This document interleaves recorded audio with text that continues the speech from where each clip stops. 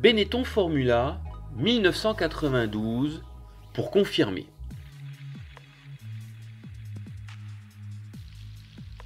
La saison débuta par une rumeur. Luciano Benetton indiqua dans un journal argentin que le triple champion du monde Alain Prost allait signer dans son équipe pour 1993.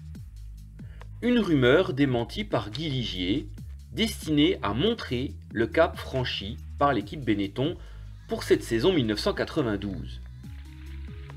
L'ambition démesurée de Michael Schumacher, bien alimentée par son agent Willy Weber, inspira Flavio Briatore qui entoura l'Allemand des meilleurs collaborateurs pour faire éclore son talent.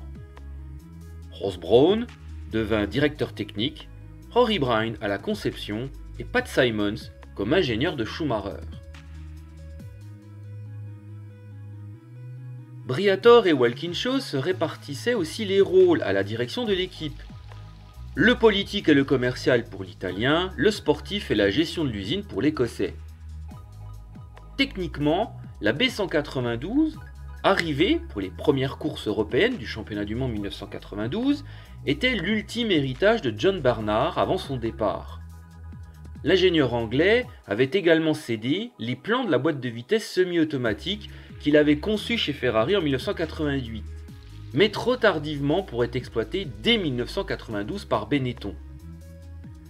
Ultime vengeance pour l'ingénieur floué. Plus performante aérodynamiquement, la B192 était conventionnelle par rapport à ses rivales Ferrari, Williams et McLaren. Propulsée par un V8 HB conçu par Cosworth, toujours inférieur en puissance, 700 chevaux contre 720 pour le V10 Renault, la monoplace jaune et verte était encore équipée d'une boîte de vitesse séquentielle et d'une suspension classique. Mais l'essentiel était qu'elle présentait le dessin de base des monoplaces d'Enstone jusqu'en 1999. L'équipe terminera 3e du championnat du monde des constructeurs derrière Williams et à la lutte avec McLaren.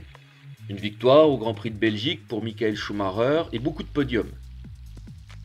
Benetton entra dans le cercle des top teams et devançait la Scuderia Ferrari qui retrouvera John Barnard pour la saison 1993. En septembre, en plein Grand Prix d'Italie, Tom Walkinshaw et Flavio Briatore avaient le sourire.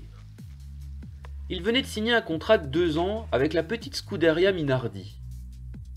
L'équipe italienne allait être propulsée pour 93 et 1994 par un moteur V8 Ford Cosworth HB reconditionné par TWR, contre un chèque de 2,2 millions de dollars la première saison et 2,5 millions de dollars la seconde saison. En réalité, ce n'était pas un moteur utilisé par Benetton, mais un moteur dérivé des Jaguar XJR 14 d'endurance, limité à 12 000 tours minute pour 660 chevaux, 40 chevaux de moins que l'unité utilisée par Benetton. Un moteur fiable, mais donc anémique. Après une saison d'exploitation, Minardi cassa le contrat, mais le moteur propulsa aussi les Larousse en 1994, sans plus de succès.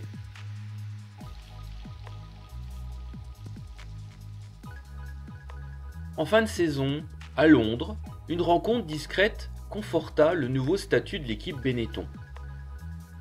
Dans son appartement de Chelsea, Flavio Briatore se retrouve face à Ayrton Senna afin de discuter d'une collaboration pour 1993, voire 1994. Le Brésilien suggéra au patron de Benetton Formula de lui formuler une proposition par fax. Briatore ne le fera jamais, estimant qu'il n'avait pas les moyens de satisfaire les exigences du triple champion du monde brésilien.